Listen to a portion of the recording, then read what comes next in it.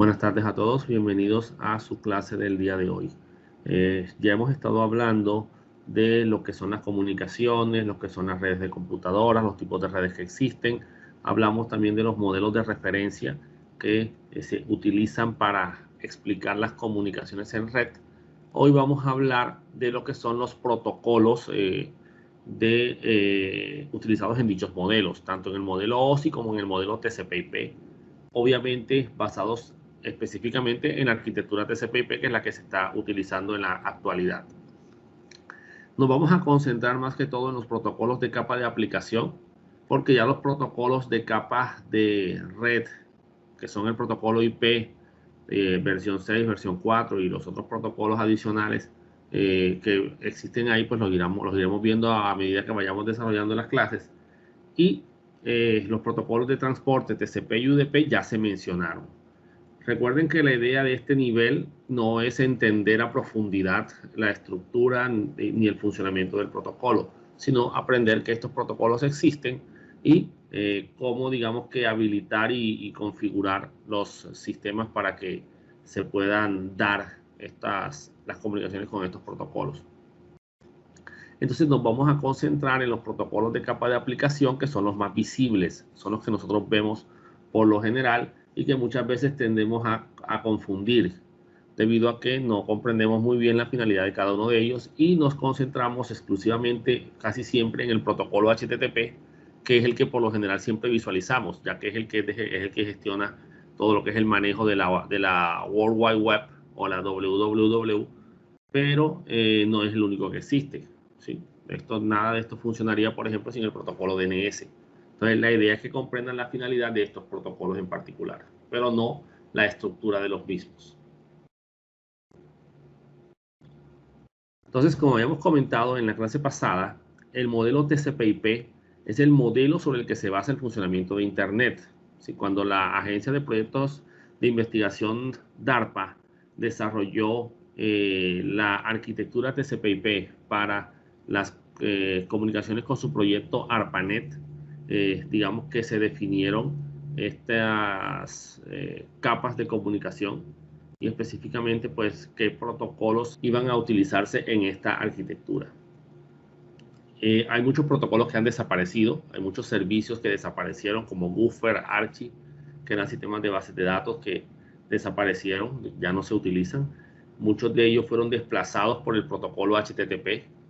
¿Sí? Cuando se inventó este protocolo y cuando se inventó el famoso lenguaje HTML para la visualización de información en una herramienta conocida como un navegador, pues todo cambió en el manejo de Internet. La gente común ya comenzó a utilizar esta plataforma. Antes solamente se utilizaba para cuestiones científicas o cuestiones empresariales y tenían que ser personas expertas porque todo el manejo que se daba era a través de herramientas por lo general de consola que te permitían acceso a cierta información que tú estabas solicitando.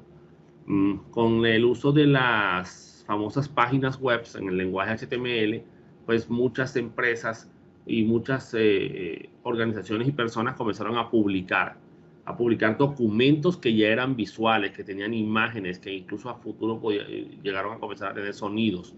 Y obviamente pues hizo muy llamativo el uso del Internet y lo masificó, digámoslo así, en el hogar. Entonces, en el modelo TCP/IP ya sabemos que recibe su nombre de los dos protocolos más utilizados, digámoslo así, en la capa de transporte y en la capa de Internet. El protocolo TCP, de control de transmisiones, y el protocolo IP, que es el que organiza y gestiona no solamente eso, pero su principal función es gestionar lo que tiene que ver con el direccionamiento de las máquinas, específicamente la famosa dirección IP dentro de una comunicación, tanto la IP de origen como la IP de destino. Antes de comenzar a hablar de estos protocolos, ¿verdad? Que ya sabemos que son estándares porque han sido aceptados por la comunidad a nivel general. Vamos a hablar solo de protocolos abiertos, no vamos a hablar de protocolos propietarios. Y estos protocolos se registran o se definen dentro de un documento conocido como una RFC. Una RFC es una Request for Comments o peticiones por comentarios. Estos son una serie de publicaciones de una organización que se llama la IETF, ¿sí? La Internet Engineer Task Force, o la Fuerza Tareas de Ingeniería de Internet. Digamos que es la organización que controla todos estos procesos que están asociados al diseño y a la elaboración de protocolos de comunicaciones bajo los estándares abiertos. Entonces, estos documentos pues describen diversos aspectos del funcionamiento de Internet, específicamente de los protocolos, y otras redes de computadoras, no necesariamente Internet. Entonces, tiene incluidos protocolos, procedimientos y comentarios e ideas sobre cada uno de estos ambientes o de estos sistemas. Son escritos por científicos, por comunidades de ingenieros expertos que se dedican a investigar y a desarrollar nuevas tecnologías, nuevos protocolos, nuevos sistemas de comunicación. Entonces, aquí vamos a encontrar gente de Nokia, gente de Microsoft, gente de IBM, ¿sí? Gente de diferentes empresas e incluso gente que trabaja propiamente para las organizaciones. Entonces, estas organizaciones como la W3C Consortium, que fue la que creó todo esto del HTML y del HTTP y toda esta parte de la masificación del Internet, digamos que ellos trabajaron inicialmente de la mano de la IETF para el desarrollo de estos protocolos. Pero digamos que hay muchas organizaciones que agrupan a sus científicos para desarrollar y para trabajar en mejoras o nuevos protocolos que se quieran desarrollar. Cada RFC tiene un título, o sea, un nombre puesto, indicando pues el tema del que trata el documento, y a su vez tienen un número. Ese número asignado es único en todo el mundo, no se puede repetir, e incluso si una RFC deja de funcionar, ese número ya está reservado para esa RFC que ya está obsoleta y nadie más lo puede volver a tener. O sea que los números nunca se van a repetir. Estas RFC se redactan en inglés y se tienen que escribir en formato de texto, en texto ASCII en particular. ¿Listo? O sea que no podemos utilizar ni letras tildadas ni caracteres extraños diferentes a los primeros 128 caracteres de los códigos ASCII como tal, que son específicamente los ASCII originales. Y obviamente pues el documento tiene que ser redactado en inglés. Hay algunas traducciones que se han hecho, pero ya estos son posteriores a la redacción del documento. Y esto no es sencillo, señores. Esto es unas idas y venidas. Tú mandas el documento, te lo devuelven, te le mandan a hacer correcciones y así tienes, porque lo que tú envíes es revisado por expertos también. ¿Saben? Entonces ahí se quedan varios años, porque normalmente toma a veces varios años, hasta que por fin te aceptan el documento, ¿verdad? Porque las investigaciones no son cosas que se hagan de un día para otro, ni son simplemente decir, vamos a investigar esto y ya, y escribimos un documento. No, aquí se hacen investigaciones y se tienen que presentar, digamos que, evidencias de funcionamiento y cosas por el estilo. Vamos a mostrarles unas RFC que tengo aquí. Bueno, tengo un RFC y un draft. Este es el documento RFC. Este es el documento RFC 2616, ¿listo? Que dejó obsoleto en la RFC 2068, o sea, fue una mejora que se le hizo. Estos son los autores de este documento, miren, gente que trabaja para Compaq y para la W3C, ¿cierto? Xerox, Microsoft, ¿sí? O sea, que ellos colaboran entre sí. El MIT, el Instituto Tecnológico de Massachusetts, y fue escrito en junio de 1999, o sea, que es bastante viejito. ¿Qué es? Esta es la RFC que explica el protocolo HTTP en su versión 1.1, que es la más común, es la más utilizada todavía incluso.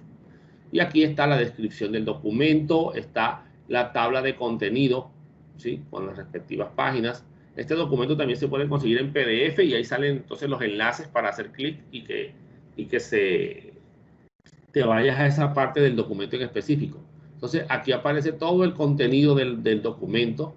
Miren que ya van 167 páginas, ¿cierto? Y aquí está ya el contenido del documento como tal. Aquí explican la nomenclatura utilizada, explican todo lo que quiere, digamos que el documento es lo suficientemente completo, basado en un estándar definido por la propia IETF, que dice que debe tener esa información. Y tiene después ya lo que es las definiciones, tiene lo que tiene que ver con la estructura de las comunicaciones que utiliza el sistema, ¿sí? Operaciones sobrescritas, parece que fuera que era ahí.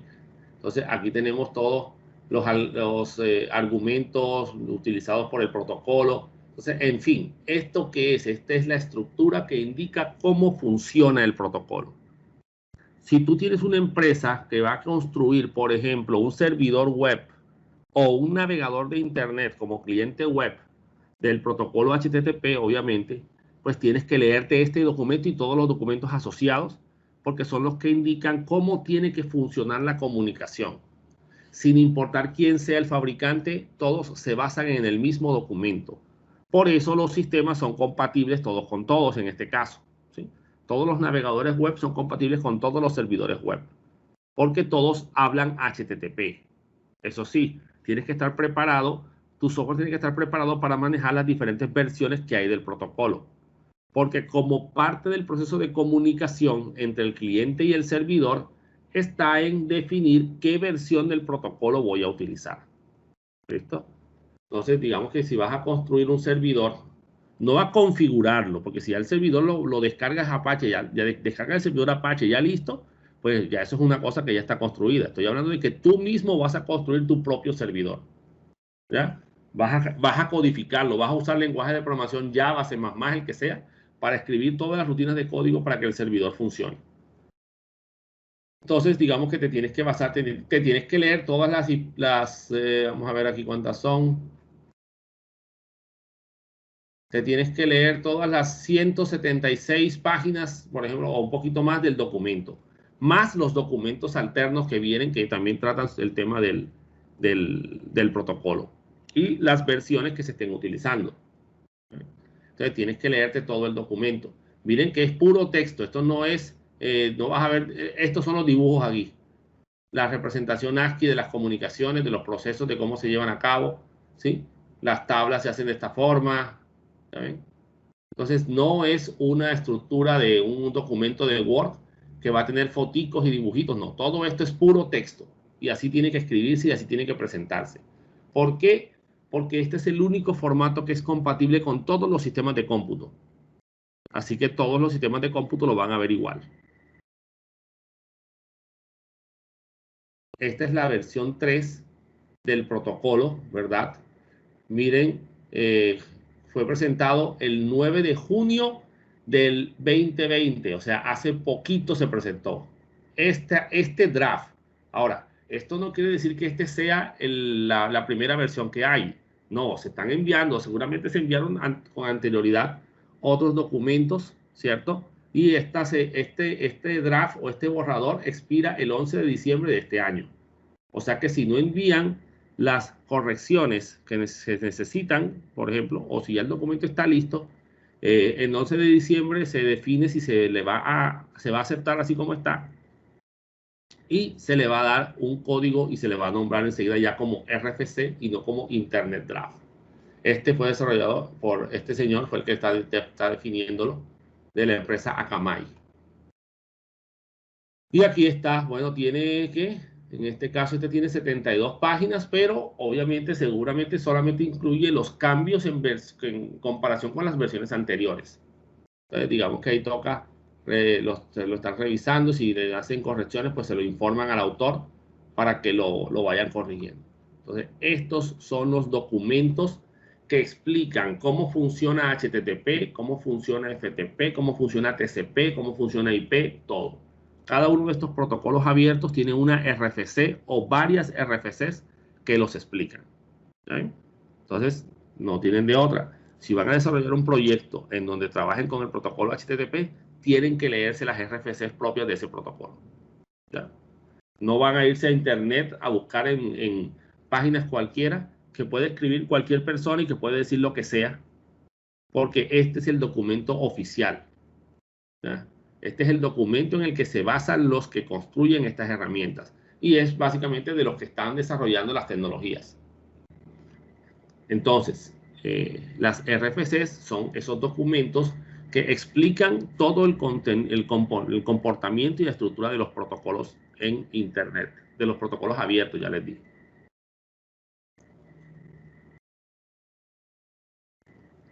Como habíamos hablado en la clase pasada, los protocolos se organizan por capas y cada capa tiene una finalidad dentro del sistema. Ya sabemos que el modelo OSI divide las comunicaciones en 7 capas de los cuales desde la capa 2 hacia la capa 7, pues tiene protocolos, excepto pues la capa de sesión y las capas, bueno, hay protocolos de capa de sesión.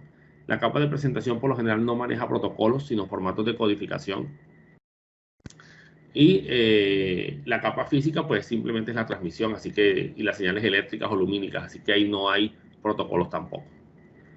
Entonces, los protocolos de capa de aplicación son los más conocidos, porque son los que tienen interacción directa con el usuario, ¿verdad?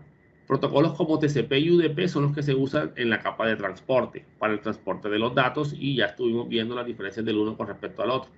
El protocolo IP es reconocido debido a las direcciones IP. ¿Sí? Entonces, esos son, digamos que, por ahora los protocolos que hemos analizado. Recuerden que TCP es un protocolo que maneja acuses de recibo, lo que quiere decir que él es capaz de saber si una comunicación no se completó. Si un paquete llegó incompleto, él retransmitirá ese mensaje, así que lo hace confiable. Y ojo, no confundirlo con seguro, esas son dos cosas distintas. En cambio, UDP transmite los mensajes en el orden en que se quieren ejecutar.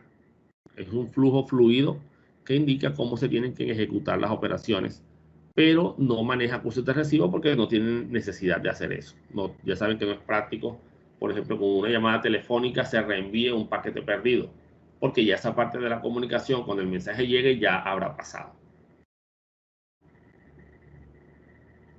Aquí tenemos algunos protocolos, ¿sí?, de la capa de aplicación, organizados por, pues aquí los organicé por finalidad, digámoslo así. Allá arriba pues están simplemente definidos. Lo ideal es que cada protocolo se asocia a un servicio particular. Tenemos, por ejemplo, el sistema de nombres que resuelve los nombres de los computadores en Internet, que se conoce como el sistema de nombres de dominio o DNS, que es el que básicamente pues identifica los nombres de los equipos y resuelve las direcciones IP propias de esos equipos. Protocolos para configuración de host, tenemos el bootTP o el bootp y el DHCP, que son protocolos que asignan direcciones IP. De estos, el bootp ya dejó de utilizarse y ahora el que se utiliza es DHCP. Correo electrónico, tenemos SMTP para el envío de correos, POP e IMAP para recibir los correos. Y para transferencias de archivos tenemos el FTP convencional, el protocolo para transferencia de archivos, y el Trivial FTP, o sea, un FTP bastante ligero.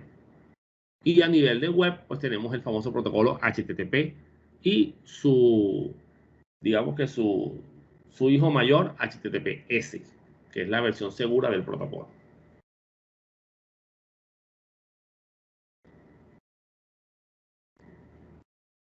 Muy bien, hablemos un poco del protocolo HTTP. HTTP son las siglas de Hypertext Transfer Protocol, protocolo para transferencia de hipertexto, ¿sí? Cada protocolo se asocia a un servicio o un software que brinda el servicio y se comunica basado en ese protocolo. Recuerden que el protocolo son las reglas del lenguaje, las reglas de la comunicación, ¿sí? No es el servicio. Podemos encontrar servidores HTTP o servidores web, como por ejemplo Apache, que es el servidor web más utilizado a nivel mundial, que es un protocolo libre para sistemas operativos tipo Unix, e incluso hay versiones para Windows y para otros sistemas operativos. Y es abierto, o sea, es con licencia de GPL, de software libre. Tenemos Internet Information Server de Microsoft, tenemos ColdFusion, tenemos Apache Tomcat, también es una versión de Apache, pero para estructuras de programación basadas en Java. Tenemos, bueno, se me va el nombre de otros, hay unos que son ligeros, que son servidores FTP básicos, perdón, servidores HTTP básicos, pero todos utilizan las mismas estructuras de comunicaciones porque todos se basan en las mismas RFCs. No importa en qué lenguaje de programación esté construido, si en C++, en .NET, bueno, .NET no es un lenguaje, disculpen, .NET es una tecnología, en Visual Studio, Visual Basic.NET o Visual C Sharp.NET, ¿verdad? O puede que esté en C++, lo más probable, el Internet Information Server también, pero todos hablan el mismo lenguaje, que es HTTP. El puerto por defecto que se asocia al servicio web, específicamente el que usa el protocolo HTTP, es el puerto 80. ¿Qué es esto del puerto? Bueno, un puerto es básicamente, como quien dice, una puerta de ingreso para ingresar al sistema. Los computadores manejan los números de puertos a través de números enteros. Se usa una variable INT convencional y es una variable de 2 bytes y por lo tanto se pueden escribir, o el sistema tiene para utilizar 65.536 puertos distintos. ¿Listo? Estos puertos están organizados. Por ahora, lo que necesitamos saber es que los primeros 1024 puertos son los que se usan para estos servicios abiertos, para estos servicios estandarizados. Entonces, al puerto web se le asignó el puerto 80. Quiere decir que cuando tú vas a establecer una comunicación con un servidor web que está en la dirección IP 1.1.1.1, tienes que utilizar por defecto el puerto 80 como puerto de comunicaciones y utilizar como protocolo de la capa de transporte el protocolo TCP, porque nosotros necesitamos que la página cargue completa. Entonces, este protocolo se usa para permitir la transferencia de información, en este caso de las famosas páginas HTML, en lo que se conoce como la WWW, la World Wide Web, la gran telaraña mundial. Este no es más que el nombre que le dieron en Suiza, que fue donde inventaron el protocolo HTTP, a esa conexión, ese sistema de distribución de documentos, ¿sí? Específicamente páginas web que están interconectadas a través de Internet. Por eso es que se recomienda, bueno, por eso se recomienda no, por eso es que la mayoría de los sitios tienen por nombre www. Simplemente ese fue el nombre que le dieron a estos documentos interconectados todos con todos, ¿sí? A través de Internet.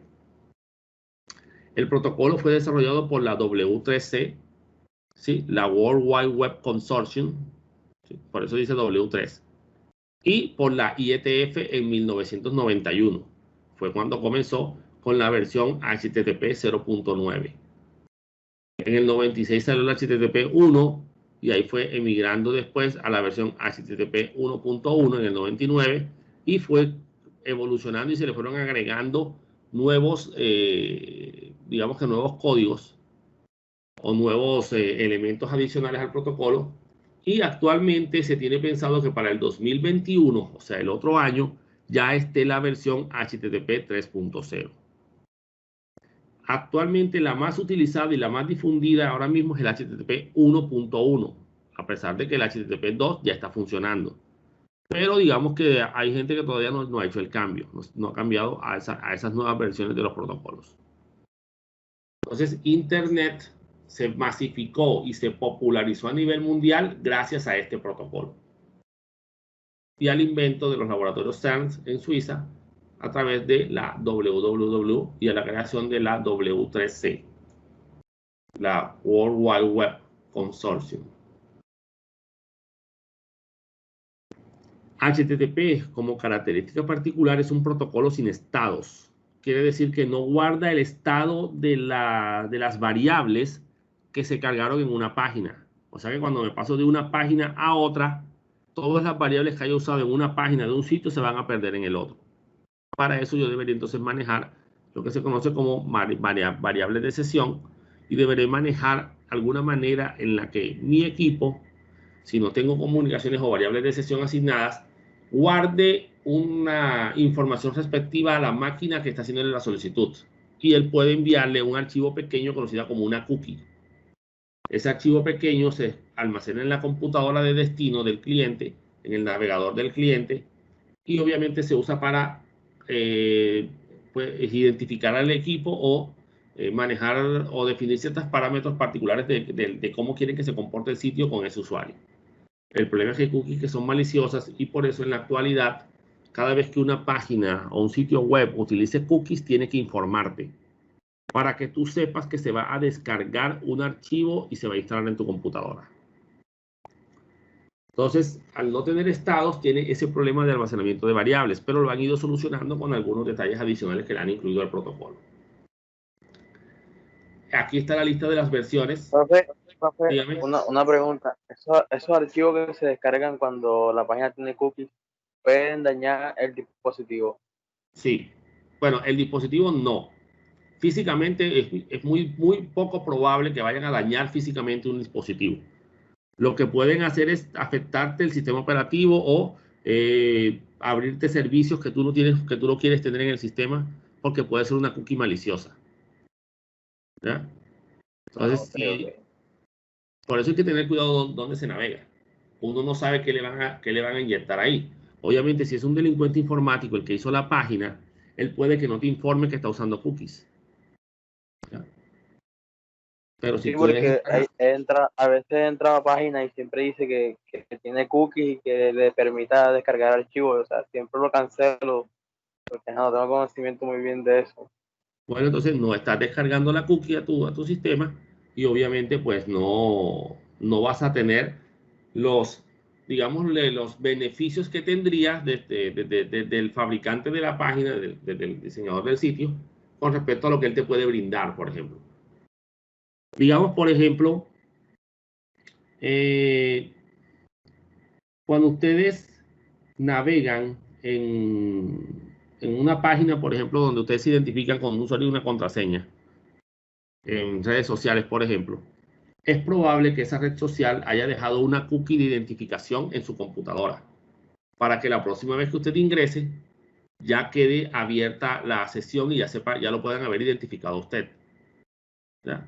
En ese caso. Y si tú le dices cancelar, pues no te vas a mantener identificado, aunque muchos de las redes sociales utilizan más bien sesiones, que es simplemente definir una sesión de comunicaciones y asignarle unas variables que te permitan identificar. Y obviamente, pues, mantener esas sesiones abiertas. Lo más probable, si las sesiones no se cierran con el tiempo, es que se esté utilizando una cookie que esté almacenada en tu computadora. Ahora, no les quiero decir que todas las cookies son maliciosas. Si tú conoces, si tú sabes quién es ese sitio, de quién es ese sitio web, lo más probable es que ese sitio web, la cookie no sea maliciosa. El problema es cuando te metes en páginas que tú desconoces. No sabes de si es de Microsoft, si es de Adobe, es un blog cualquiera por ahí. ¿Ya? Entonces ahí tú no sabes quién es y de pronto pues mejor sería decirle cancelar. Y que la próxima vez que te vuelvas a ingresar, pues él no sepa que ya tú estuviste ahí, por ejemplo. ¿Ya? Entonces, pues sí, es bueno. Profe, por ejemplo, en Wikipedia. ¿Cómo? Wikipedia lo solicita bastante también esas cookies. Y la verdad, yo las he aceptado varias veces ya. Bueno, listo, acéptalas. ¿Ya? Lo que pasa es que Wikipedia sí es más confiable. ¿Ya? Y eso lo hacen para brindarte un mejor servicio. Porque hay algunos procesos que seguramente se ejecutarán de tu lado, del lado del cliente, y necesitan de esas cookies para poderse ejecutar. O es para identificarte de alguna manera. Entonces, sí es bueno que si la página es conocida y maneja cookies, las acepten. Porque ya incluso ya por ley tienes que informarlo. En todo el mundo tienes que informar todas ¿cómo es que se llama? El que está usando cookies. En muchos países, pues, no digamos en todo el mundo, en muchos países. Aquí es una obligación. Entonces, cualquiera que se conecte hacia Colombia, el sitio tiene que informar que está usando cookies. ¿Ya? Más si utiliza información de ciudadanos colombianos, pues tiene que respetar debería pues respetar la ley 1581 en Colombia, que es la ley de protección de datos personales, sobre todo si el país tiene algún convenio con Colombia. Entonces, este protocolo es el que masificó el uso de Internet porque hizo llamativo navegar en la red, navegar en la famosa World Wide Web.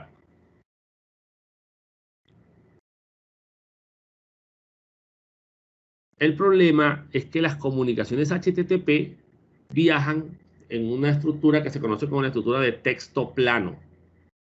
Cuando oigan que un mensaje o que un archivo está en texto plano, quiere decir que está en un archivo de texto fácilmente leíble. O sea, el archivo es entendible. No sé en qué idioma esté, pero el archivo se puede leer sin ningún problema. Eso es texto plano. Mandar información en texto plano implica que cualquiera que capture ese tráfico podrá leer esa información sin ningún problema. ¿Listo? Entonces, hubo un inconveniente cuando se comenzaron a robar o a interceptar comunicaciones de accesos a ciertos servicios que son autenticados. ¿Cómo así? Los correos electrónicos son servicios autenticados porque tú tienes que identificarte para poder ingresar. ¿Ya? Tienes que poner tu usuario y tu contraseña, ya que los correos son privados y son tuyos. Entonces, la gente comenzó, los delincuentes informáticos comenzaron a robar esas identificaciones, ese usuario y esa contraseña, porque viajaban en texto plano. Entonces, se decidió asegurar las comunicaciones HTTP y surgió el protocolo HTTPS, aunque no es en sí otro protocolo HTTP, es el mismo, ¿verdad? Pero utiliza mecanismos para cifrar los mensajes, o sea, aplicarles criptografía a las comunicaciones, de tal manera que esa información se vuelva ilegible para cualquiera que la intercepte. ¿Verdad? En este caso, el HTTP Secure o protocolo para transferencia de hipertextos seguros utiliza por defecto el puerto 443 por TCP como protocolo de transporte. Y utiliza un... Dígame. Eso no es como los mensajes en WhatsApp. Ellos también van cifrados, claro que sí. ¿Ya? Los mensajes de WhatsApp también van cifrados. Ahora mismo muchas comunicaciones van cifradas, hasta los correos electrónicos. Las llamadas telefónicas también pueden ir cifradas. El uso de criptografía. Pero por eso que cuando uno entra en un chat nuevo en WhatsApp, le dice que esta conversación está cifrada de extremo a extremo, creo que es lo que dice. Sí, claro que sí. ¿Ya? Así como funciona el HTTPS también. Lo que hacen es que las dos computadoras, o sea, en este caso los dos celulares, ejecutan unos algoritmos para intercambio de llaves, se llama eso. ¿Listo? El que se utiliza en HTTP, me imagino que es el mismo que se utiliza en WhatsApp, se conoce como Diffie-Hellman, y simplemente es una forma de intercambiar una llave de cifrado para asegurar una comunicación a través de un ambiente inseguro, como lo es Internet. Esto básicamente es el envío de una serie de valores matemáticos, una serie de números primos extremadamente grandes, y cada computadora ejecuta un algoritmo matemático particular. Digamos que ahora mismo no viene al caso hablar un poco de ese algoritmo. Sepan, por ejemplo, que son algoritmos de potencias y de divisiones que se ejecutan siempre con números primos. Estoy hablando de números primos extremadamente grandes. O sea, no estoy hablando de un número primo 7 y 3, no. Estamos hablando de números de varios dígitos, de varios, ¿cómo es que se llama? Pongan ustedes, por ejemplo, un número de 1.425.700, un número primo de ese tamaño. ¿Ya? O sea, matemáticamente es muy complicado. Se requiere mucho poder de cómputo encontrar esos números primos originales para poder descifrar ese mensaje que se está intercambiando ahí. ¿Ya ven? Entonces, ellos se encargan de intercambiar unas llaves de cifrado. Esas llaves de cifrado que se comparten son las que cogen los algoritmos y los cifran. Entonces, como tú tienes una copia de la llave y el otro lado de la comunicación tiene la otra copia de la llave, ellos son las únicas entidades que pueden leer el mensaje. Los demás no lo van a entender. Entonces, con cada uno con los que tú te conectes y utilicen los protocolos seguros, utilizan técnicas de cifrado basadas en unos protocolos, digámoslo así, de capas de transporte, que son el SCL o el TLS. SCL ya está obsoleto, hace algunos años dejó de utilizarse, y el TLS pues entró a reemplazarlo, digámoslo así. SCL son las siglas de Security Socket Layer, ¿sí? Capa de conexión segura. Y el TLS es Transport Layer Security, seguridad en la capa de transporte. Entonces, básicamente es eso, que le metamos criptografía al sistema para que cualquiera que capture el tráfico no lo entienda. ¿Eh? Entonces, ahí utilizan algo llamado criptografía asimétrica para la autenticación. Anteriormente se utilizaba solamente para los sitios web donde tú quisieras o donde tú estuvieras intercambiando información sensible que se le llamaba se le llama pues como tal a las contraseñas que uno utiliza. Información que puede ser utilizada para identificarse como tú en una comunicación. Entonces, ya de esta manera fue más complicado. Ojo, más complicado, no imposible, porque han existido mecanismos que se han utilizado para ¿cómo es que se llama? Para hackear comunicaciones HTTPS. Y así como han surgido algunas técnicas, han surgido las mejoras que han anulado esas técnicas.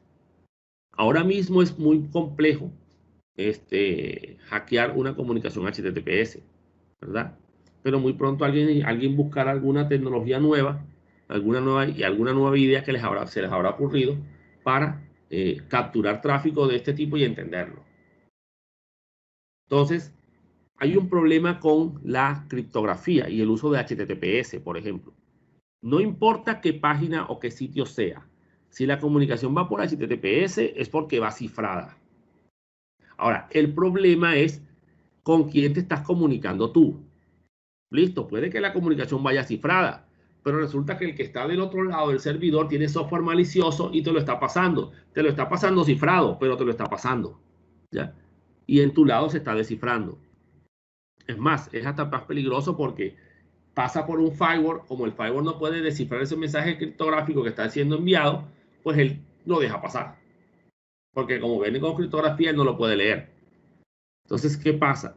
Que para que tú puedas validar, ya no que la comunicación vaya segura, porque de que va segura, de que va cifrada, pero que puedas validar la identidad de ese equipo con el que tú te estás conectando, ¿sí? De ese servidor con el que te estás conectando, pues se debe manejar una validación a través de un tercero en el que todos confíen, ¿sí? Eso se llama una autoridad certificadora. Por ejemplo, Certicámara es una empresa, una organización colombiana. Ella vende certificados digitales para que tú te identifiques. Hagan de cuenta que es como una carta de presentación que te da alguien o una firma notarial. Cuando tú llevas un documento a un notario, los que hayan hecho ese proceso, por ejemplo, te pide, no, necesito que la cédula esté autenticada. ¿Cómo así? Yo necesito validar que esa cédula no es falsa y que esa cédula sí es tuya. Entonces, ¿tú qué vas a hacer? Bueno, yo voy donde un notario. El notario es un tercero en el que tanto la empresa que te pide la cédula como tú confían. ¿Listo? Porque eso es lo que indica la ley en este caso. Entonces, tú le llevas tu cédula y le llevas la fotocopia. El notario verifica que la cédula sí corresponda con la fotocopia y le pone un sello y él firma, dándole validez a esa fotocopia, diciendo, doy fe de que es una fiel copia del original. Así que, si tú confías en el notario y la empresa confía en el notario, tienen que aceptar la fotocopia autenticada. Si la fotocopia no está autenticada, puede que sea tu cédula y puede que tú se la muestres a la persona, mira que sí es la mía. Pero ¿qué sucede? Que ellos se quedan sin una evidencia de que de verdad que esa sí es tu cédula. En cambio, si tiene la firma del notario, bueno, no, ya tenemos un tercero que dijo que sí, que esa sí era la firma. Bueno, una autoridad certificadora es una empresa que te garantiza que esa persona o ese sitio, ese servidor con el que te estás conectando, sí es quien dice ser. Porque tú confías en esa autoridad certificadora y el servidor también confía en ese tercero. Ahora, ¿cómo confías tú en ese tercero? Sencillo, en tu navegador hay una lista de certificados, de autoridades certificadoras ya almacenados, ¿sí? Vamos a mostrarles aquí algo. Muy bien. Esta es la lista de los certificados digitales que tengo almacenados en mi computadora. Estas son entidades de certificación. Estas son las entidades raíz, son las principales a nivel mundial y ya mi navegador los tiene y mi computadora las tiene instaladas. Estas son empresas que están certificadas a nivel internacional como autoridades de certificación raíz, o sea, las que están en la parte más alta de la cúspide. Entonces, ya aquí tú tienes el certificado de ellos, ¿sí? Al tú tener este certificado, Cuando a ti te llega una comunicación o una página que ellos han firmado, pues sencillo, tú validas si el certificado se corresponde con el que tú tienes aquí, primero para validar a la autoridad certificadora. Y si esa validación se da, pues tú validas después el certificado digital que te mandó ese cliente, ¿sí? Ese servidor. Voy a mostrarles el certificado aquí de estos señores, por ejemplo. Aquí en Google, en el candadito, yo puedo hacer clic y aquí me sale que la conexión es segura, que el certificado es válido, que usa 28 cookies, ¿verdad? Como tal. Vamos a hacer clic aquí en el certificado. Y aquí estoy viendo la información del certificado digital. Entonces aquí tenemos el certificado de Google. Fue emitido por ellos mismos, porque es que Google también es una autoridad certificadora. O sea que ellos no tienen problemas para emitir sus propios certificados. Ellos se certifican a ellos mismos, ¿verdad? Es válido desde el 11 de agosto del 2020, o sea, es nuevo, hasta el 03 de noviembre del 2020. ¿Listo? Aquí tenemos los detalles de la versión, del número de series y con qué algoritmo de cifrado firmaron el sistema. Usaron SHA-256 con el algoritmo RCA de criptográfico. ¿Quién fue el que lo emitió? El GTS del Google Trust Service, el servicio de confianza de Google, fechas y información propia del certificado para poderte identificar, ¿ya? Entonces, y aquí está la ruta del certificado como tal. Entonces, vamos a buscar esta autoridad certificadora. Tenemos Google Global Sign Root CAR2 de Google Trust Service. Vámonos otra vez a la configuración.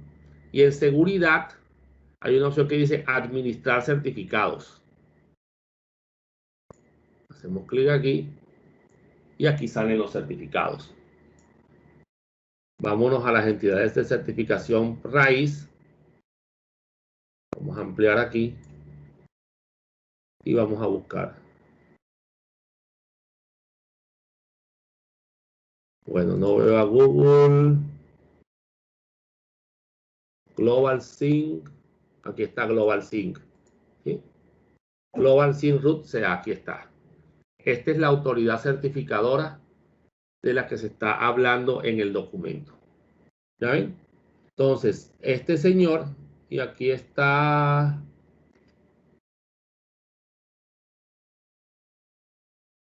No, no, perdón, es GTS, no es GTA, Global Sync Root, CA, ese es. Mira, aquí hay uno mío. Yo creé un certificado digital para unas clases que estábamos dando una vez. Entonces, aquí tenemos esta autoridad certificadora que me valida que ese certificado que le pertenece a Google, pues sí es un certificado válido. Así que mi conexión se vuelve segura. ¿Qué pasa si tú te conectas con un servidor HTTPS que tiene un certificado que fue firmado por ellos mismos y ellos no son una autoridad certificadora? ¿Qué sucede? Eso sería como llevarte, no, mira, ve, aquí está mi fotocopia de la cédula y me la firmó mi papá. Mi papá da garantía de que esta cédula sí es la mía. Entonces la persona se va a decir, ¿y quién es tu papá? ¿Cómo puedo confiar yo en tu papá? O no, la firmó mi vecino. ¿Cómo puedo confiar yo en el vecino? ¿Quién es tu vecino? ¿Ya? Yo no puedo confiar en alguien que yo no tenga claro que es una entidad autorizada para ese proceso. Entonces, cuando tú firmas el certificado con tu propio certificado, tú lo generaste, así como el mío, por ejemplo. ¿Qué va a pasar? Que el navegador web va a decir, bueno, la verdad, ese certificado aquí está, pero no tengo con quién compararlo, no tengo con quién cruzarlo, no le pertenece a ninguna de las autoridades que yo tengo registradas. Y te dice, bueno, esta página no es segura. Pero no porque no vaya cifrado, sino que no es segura porque yo no te puedo garantizar que ese servidor sea quien dice ser. ¿Ya ven? Si ustedes entran a la página de un banco que tiene un certificado obsoleto, por ejemplo, les va a salir que esa es una página insegura. ¿Listo? Porque es probable que no sea la página del banco, sino sea una página que está intentando suplantar. Entonces, Certicámara, por ejemplo, en Colombia, vende certificados de Symantec. Symantec es una empresa a nivel mundial, es el dueño de Bureau Veritas, que vende certificados de esa entidad. Entonces tú puedes comprarlo, ¿vale? Hay diferentes valores y tú se lo instalas a tu servidor. ¿Ya? Al servidor web que tú tengas le instalas ese certificado digital para que él se identifique con eso y se pueda validar de que sí es un sitio seguro. Ahí cuesta 1.800.000, 2.500.000. ¿Listo? Entonces digamos que son necesidades puntuales que se tienen ahora en los servidores web, ¿ya? Para poder asegurar las comunicaciones. Entonces, ahora mismo todas deberían ir por HTTPS. Todas. El protocolo DNS. Este protocolo es tan utilizado como el HTTP, pero es desconocido para muchas personas.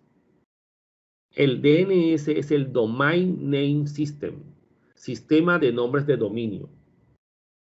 Es simplemente una organización de nombres para poder identificar a las computadoras dentro de una red, dentro de Internet, digamos así, o dentro de una red LAN. Ella utiliza por defecto el puerto 53 por el protocolo UDP como protocolo de transporte. Y utiliza las conexiones también del puerto 53 por TCP para unos procesos internos de control, para la sincronización de servidores. Pero cuando yo navego en Internet y yo pongo www.americana.edu.co, enter, tiene que haber una plataforma o un servicio que me identifique cuál es la dirección asociada a ese nombre. Ese es el servicio DNS. ¿Okay? Ustedes cuando van a llamar por celular, ¿qué buscan? ¿El nombre o el número de celular? Ustedes buscan el nombre, ¿no? Porque no se saben todos esos celulares. Entonces buscan el nombre de la persona. Pero cuando hacen la llamada se hace con el nombre o con el número. ¿Qué creen ustedes? Con el número. Con el número, exacto, ¿cierto? Muy bien. Cuando buscamos un servidor web, yo lo busco por nombre, pero él se conecta es con la dirección IP. Entonces, el sistema DNS es el que yo le doy un nombre y él me devuelve una dirección IP.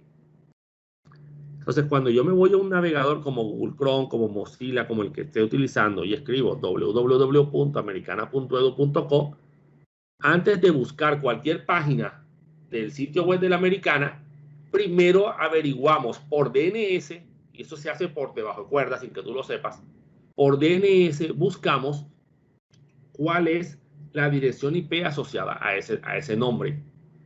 El servidor DNS con el que me haya conectado o uno siguiente, porque ellos se preguntan entre ellos, me ha podido responder la dirección IP de destino de la solicitud. De tal manera que ¿yo qué voy a hacer? Yo voy a ver ese IP de resultado y ahora es que el navegador va a buscar ese servidor, ya porque ya identificó la dirección, y va a buscar la página web para traérsela y cargarla en el computador. Entonces, el servicio de nombres DNS es sumamente importante porque es el centro de todo este proceso. Es más, hace muchos años ya al inicio de este servicio, en la ONU se decidieron una serie de estructuras para organizar los nombres de los países. Y cada país escogió sus códigos de identificación. Colombia escogió la extensión CO, ¿verdad? Argentina AR, ¿listo? Francia FR y así fueron. Cada país escogió la extensión que quería utilizar. Por eso es que los dominios colombianos que estén registrados en servicios o que se quieran identificar como dominios colombianos terminan en .co. Americana.edu, que esa es la otra parte del nombre de dominio, porque esto es una estructura jerarquizada. Comienzan con el raíz, que es un punto, luego siguen con los dominios de primer nivel, ahora lo vamos a ver, y van organizando el nombre. Entonces, la americana quiso, porque eso es decisión de cada quien, quiso utilizar un nombre de dominio que incluyera el país, porque eso es importante para el nombre de dominio, porque las entidades a nivel mundial tienen que saber que esa es una institución educativa en Colombia, ¿ya? Y con el tener el .co ya lo tienen. Entonces la universidad adquirió, en esa época fue con la Universidad de los Andes, que era la que administraba los nombres de dominio en Colombia, adquirió el dominio en esa época coruniamericana.edu.co. ¿Listo? No fue una muy buena decisión. No el adquirir el .edu.co, eso es necesario, sino el Cor Uniamericana. ¿Está bien? ¿Por qué? Sencillo, señores. Muy pronto, esperemos que sea así, que sea muy pronto, lo más pronto que se pueda. La universidad va a dejar de ser corporación y se va a volver universidad. En Colombia hay instituciones de educación superior y hay universidades. Ambas pueden brindar los mismos servicios y ambas pueden ofertar los mismos títulos, pero tú no puedes ser universidad de salida. Tú comienzas como una institución de educación superior y eres una corporación. Por eso somos Corporación Universitaria Americana. Pero a futuro vamos a ser la Universidad Americana. Y ese core nos va a molestar. Por eso fue que se compró después el dominio americana.edu.co, que era mucho mejor, era mucho más pensado en el futuro. ¿Ya? Entonces, obviamente, pues Y hay un eso problema no se con puede cambiar. Sí, claro, ya se hizo, pero el problema es que ya los correos quedaron con el Cor Uniamericana, por ejemplo. Los correos de ustedes son Cor Uniamericana. ¿Sí?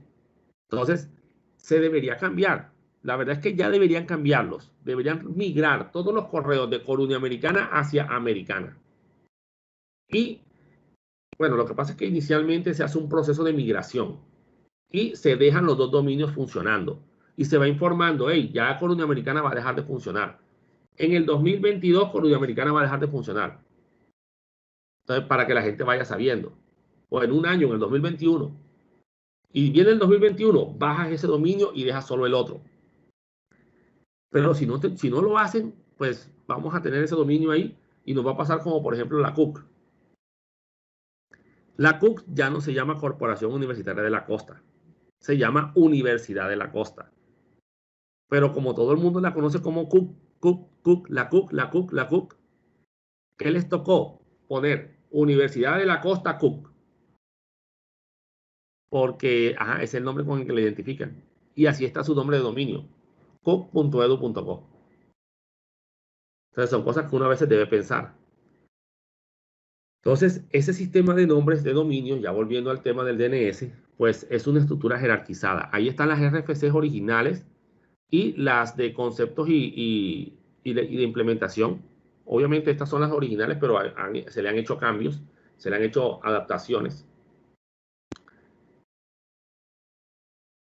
Y básicamente lo que permite, como les dije, es relacionar un nombre con una dirección IP. Por ejemplo, aquí tenemos la ejecución de un comando que hace solicitud de DNS, que es el comando nslookup. Yo le dije aquí nslookup www.americana.edu.co y este servidor DNS, el señor Google, el 8.8.8.8, que es el que tengo configurado en esta computadora, me informó que la dirección IP es la 149.202.72.232. ¿De quién? De ese servidor de la universidad. ¿Verdad? Entonces, eso es lo que hace el navegador por debajo, sin decirte a ti, para obtener la dirección IP. Eso se llama una resolución directa. Ahora, los servicios DNS también pueden resolver una resolución inversa. Pero el problema de la resolución inversa es que si tú no eres el dueño de la dirección IP y no la configuraste para resolver de manera de resolución inversa, pues el que te va a responder es el dueño de la IP, que es el proveedor de Internet. O sea, la IP que nosotros utilizamos en la americana, por ejemplo, no es de la Universidad Americana, la IP pública, es de Media Commerce, que es el proveedor de Internet de nosotros, por ejemplo. Entonces, si yo pregunto por el nombre de la IP pública de la Universidad Americana, me va a dar un nombre que puso Media Commerce, porque ellos son los que pusieron ese nombre, porque es su IP, ¿no? Ahora, con el nombre sí lo compré yo, y el nombre sí es de la Americana, y lo apunté a una IP de Media Commerce, que es diferente, ¿ya? Por eso es que aquí ustedes observan que yo le pregunto por la Americana y me devuelve una IP, pero le pregunto por la IP de arriba y me devuelve un nombre diferente, ¿sí? ¿Por qué? Porque este es el nombre que el servicio de hosting de la Americana, que es el de GoDaddy, es una empresa que almacena sitios web, le puso ese nombre a ese servidor, ¿ya? Y por eso arroja dos nombres distintos. Otra cosa es que yo le diga a GoDaddy, hey, GoDaddy, necesito que me hagas un favor, te voy a pagar por eso. Si te preguntan por la IP, di que es de la Americana y yo le pago, ¿ya? Para que él me configure una resolución inversa. Pero ya esas son configuraciones DNS. Digamos que lo que quiero que entiendan, señores, es que el protocolo DNS es necesario para poder identificar las cosas por su nombre. Ahora, si tú no identificas algo por su nombre, sino que tú te sabes la dirección, pues tú puedes ir directamente con la dirección, ¿ya? Vamos a hacer un ejemplo. Vamos a decirle nslookup espacio aplicaciones.americana.edu.co, porque yo sé que ese es el nombre de dominio que está asociado al servicio de Sinú. Google me respondió que la IP de ese servidor es 190.14.242.152. Muy bien, ahora lo que vamos a hacer es que nos vamos a ir a un navegador y vamos a probar el nombre y vamos a probar la IP. Muy bien, entonces aquí en la dirección voy a poner aplicaciones. Miren, ahí está, pero lo voy a escribir .americana.edu.co 2.8080/SGA Campus. Listo. Ahí cargó Sinú, ¿cierto?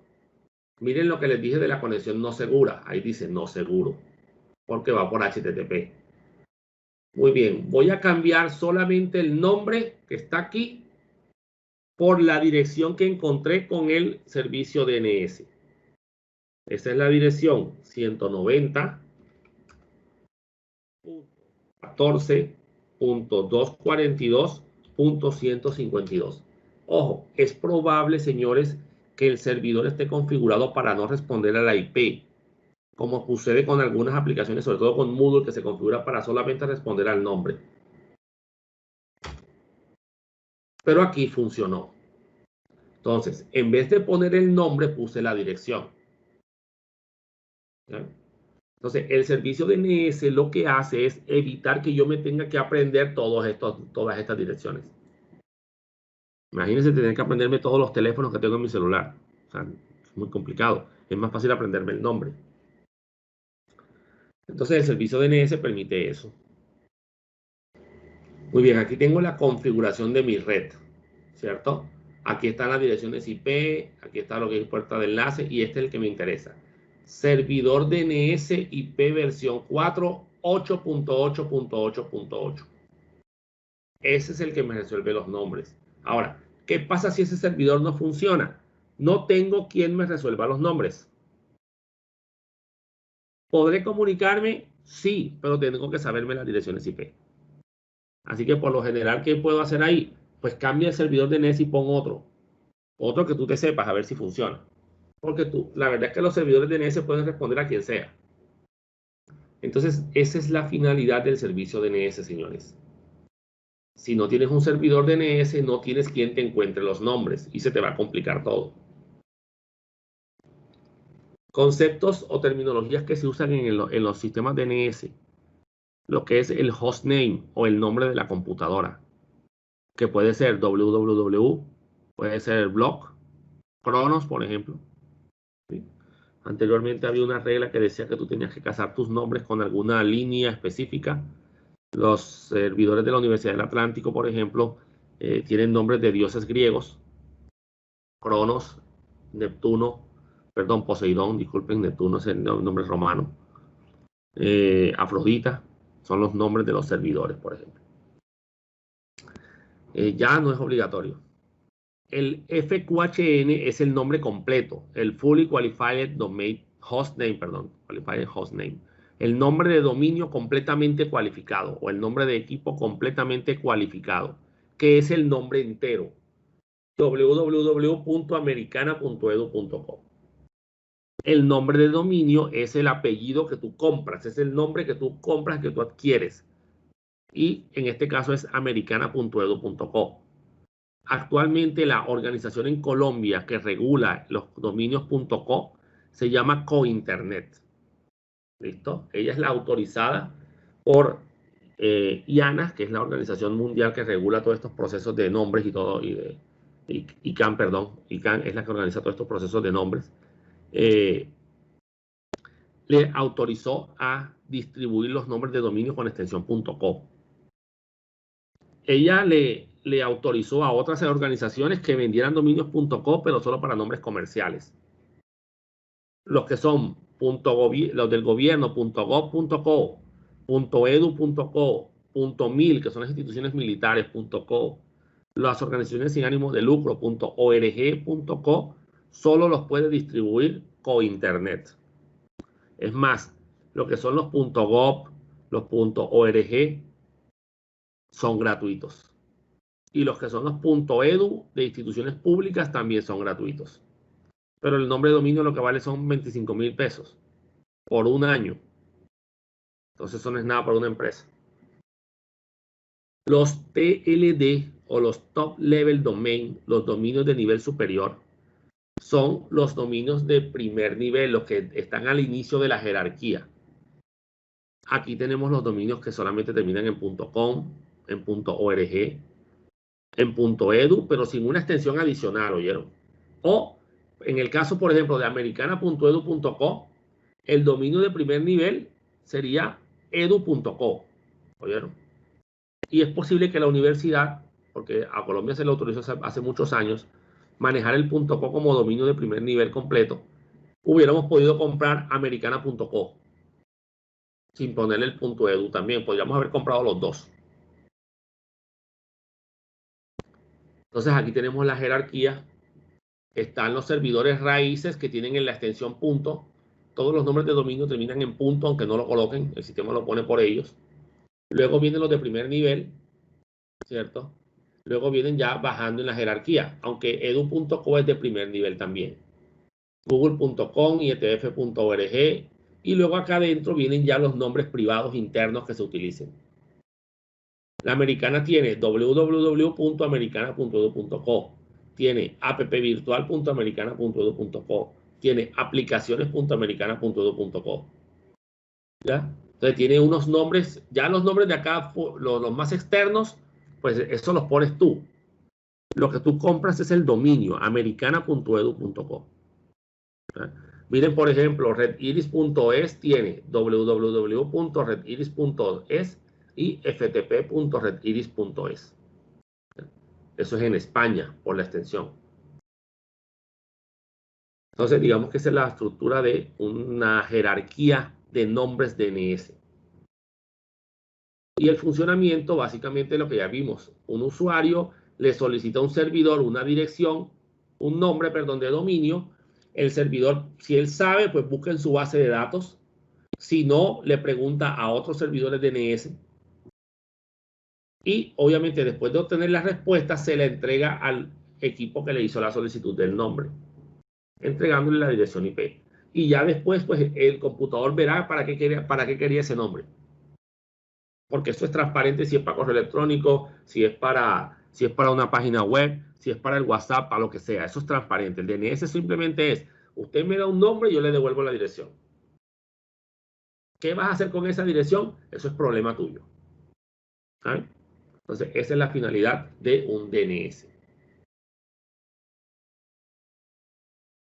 El protocolo SMTP. Este se usa bastante también.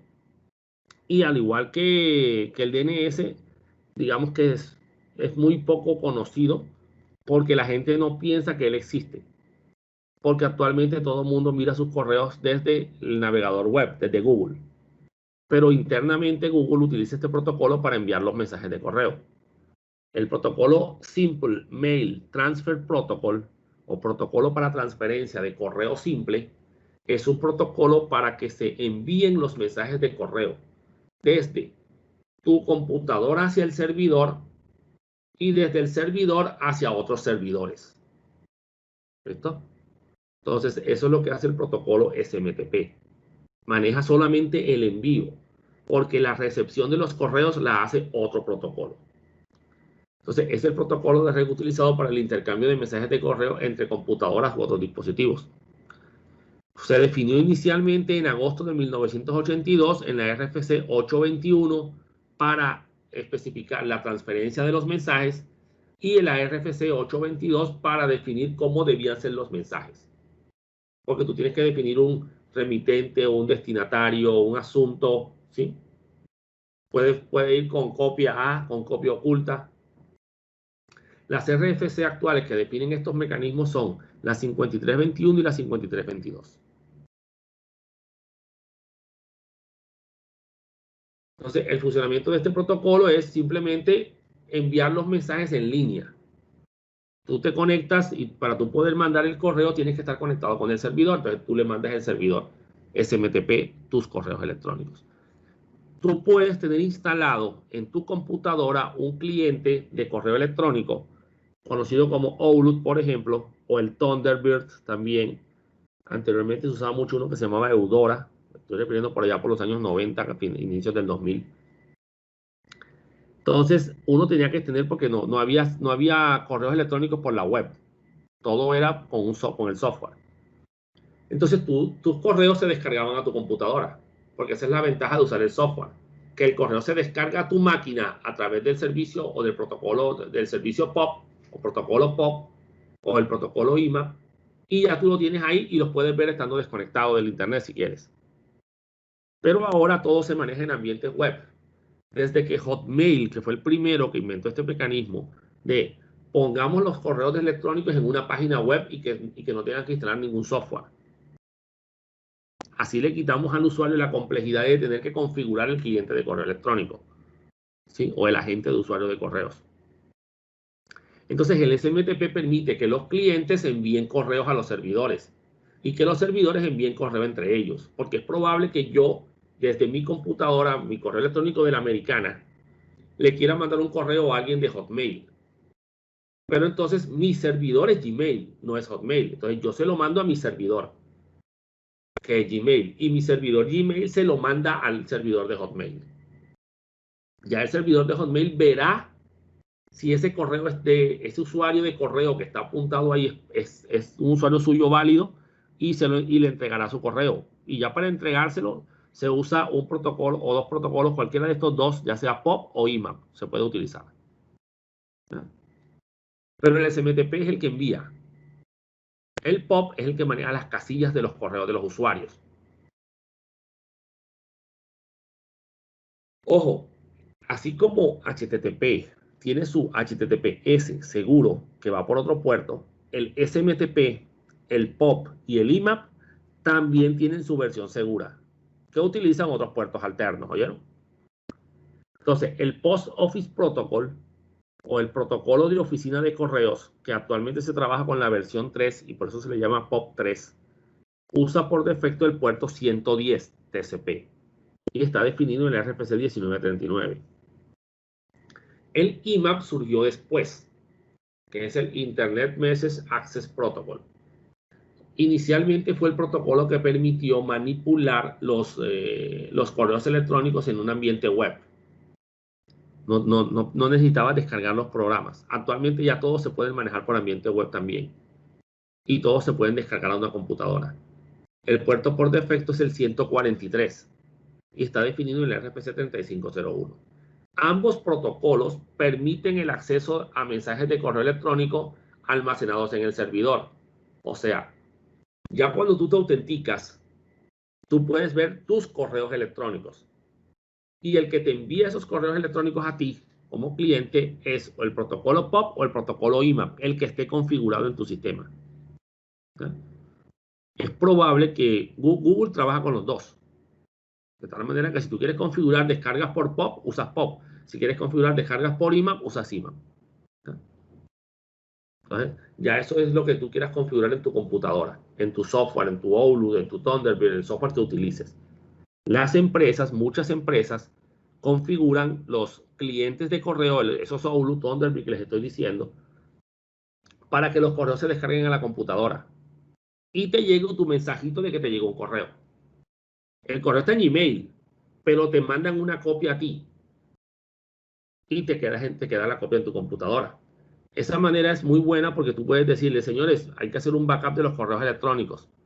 Tú haces un backup desde la herramienta. Desde Google tú no puedes hacer eso. Un computador, aquí tenemos el emisor, tiene un MUA, un Mail User Agent, agente de usuario de correos. Este es el Outlook, el Eudora, el Thunderbird, ¿sí? Que estemos, o sea, el cliente mío, o el ambiente web, el de Gmail, por ejemplo. Envío un mensaje y ese mensaje se envía por SMTP. Lo recibe mi MTA, mi Mail Transfer Agent, mi agente de transferencia de correos, mi servidor de correos, Google, Gmail. Y él se lo puede enviar a otro cliente, a otro MTA, ¿cierto? Hotmail, y lo recibe acá por SMTP también. Y el destinatario tiene también su MUA, su agente de usuario de correos. No importa qué versión sea. Puede que aquí sea Thunderbird y aquí sea Outlook. Eso es transparente. Eso no tiene nada que ver. Todos son los mismos protocolos. Y él tiene también un MDA, un Mail Delivery Agent, agente de entrega de correos. El protocolo POP o IMAP. Y ese es el que le envía el mensaje al usuario final, al destinatario. ¿Sí? Ahora, Gmail acá, por ejemplo, también tiene su MDA. Pero como el correo no va para un usuario de ellos, pues ese lo tiene que enviar para el servidor SMTP que sea el dueño de ese dominio. ¿Sí? Entonces, así más o menos es como funcionan los mensajes de correo electrónico.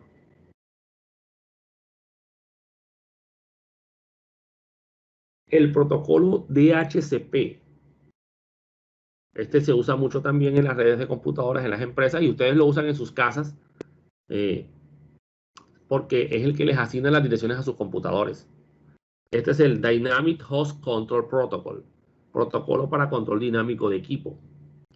Utiliza por defecto el puerto 67 por UDP para el servidor, o sea, para que le haga solicitudes al servidor. Y el puerto 68 por UDP también para las respuestas a los clientes. Se encarga de la asignación de direcciones IPs, ya sea IP versión 4 o IP versión 6. Y ahí están las respectivas RFC. Parámetros que asigna: dirección IP, máscara de subred, puerta de enlace y servidor DNS, como mínimo, porque en realidad puede asignar mucha más información, pero esa es la más relevante. Entonces el servidor de DHCP le da direcciones a los computadores que no las tengan. Obviamente se las da al que se las pida. A nivel en una empresa, por seguridad, uno tiene que controlar muy bien ese protocolo para evitar que le dé dirección a una máquina no autorizada, por ejemplo, que le haga una solicitud. Ahí tengo la descripción, ¿sí? Ya el resultado final de lo que les mostré. Aquí dice, habilitado para DHCP, sí. Quiere decir que estas direcciones se las asignó un servidor de DHCP. Se las entregó el viernes 21 de agosto y se expira el 30 de agosto.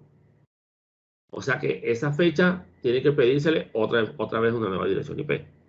O sea que actualmente, esto es información de mi propia computadora, actualmente tengo otra concesión distinta a esa porque esa fue de cuando hice la presentación. Entonces tenemos esas dos opciones. O yo le coloco la dirección IP a mano o dejo que un servidor asigne las direcciones. Si ustedes tienen una red y en esa red tienen 500, 600 computadoras o 200, vamos a ponerle pequeñito, 200, ¿qué creen que es mejor? poner esas 200 direcciones a mano o hacer que un servidor las asigne?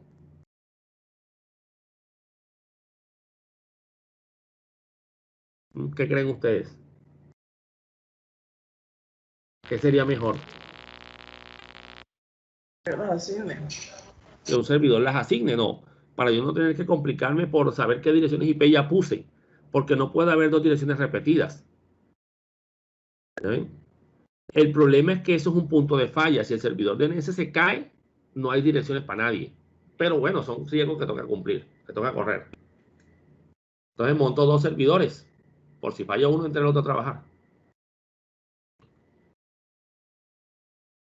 Aquí tenemos un resumen de los puertos y servicios que hemos visto y algunos que, pues, que no vimos, pero que también aparecen ahí. Y señores, son un montón, son muchísimos.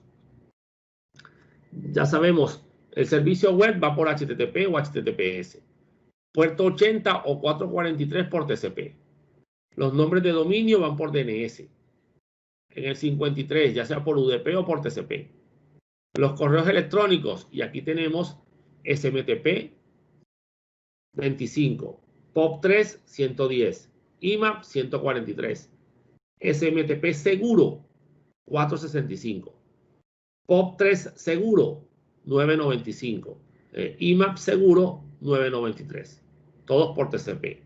DHCP 67 y 68 por UDP. Telnet y SSH son 2 servicios para gestión remota. ¿Cómo así gestión remota? Que yo me conecte a otro computador a través de la red, así parecido a lo que hace el escritorio remoto de Windows, pero bajo un ambiente de consola. ¿Ya? Entonces, el Telnet es el 23, no es recomendable, la información viaja en texto plano, ya ustedes saben lo que eso significa, o SSH de Secure Shell, que va por el puerto 22. Este manda la comunicación cifrada. Los servicios de red de Microsoft son a través del protocolo NetBIOS, que tiene 137, 138 y 139. También se le podría incluir el 445, que es del servicio Samba, por TCP y por UDP. Transferencia de archivos, FTP, de File Transfer Protocol 20 y 21 por TCP. Entonces ya son diferentes puertos asociados a diferentes servicios. En la computadora de cada uno de nosotros hay un archivo que tiene estas listas. ¿Ya? Vamos a verlo. Este archivo es un archivo llamado service. Y aquí están los servicios, los protocolos y los puertos. Miren, SSH 22, FTP 21, datos FTP 20, Telnet 23, SMTP 25, mail,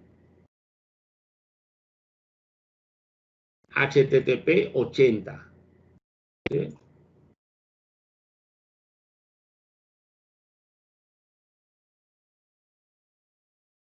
HTTPS. ¿Sí? 443 por TCP y por UDP. 445 es los servicios de directorio de Microsoft.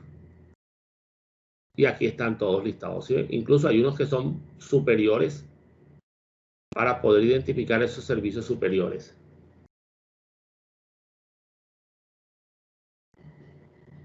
¿Ya ven? Entonces, aquí aparecen otros servidores adicionales. Y esto es común a todos los sistemas operativos. En Linux también está, en su Android también está. Lo que pasa es que no lo pueden ver, porque está en todos los sistemas operativos. ¿Por qué? Porque esto es TCP, TCP/IP. Esto no es Windows, no es Linux, no es Unix.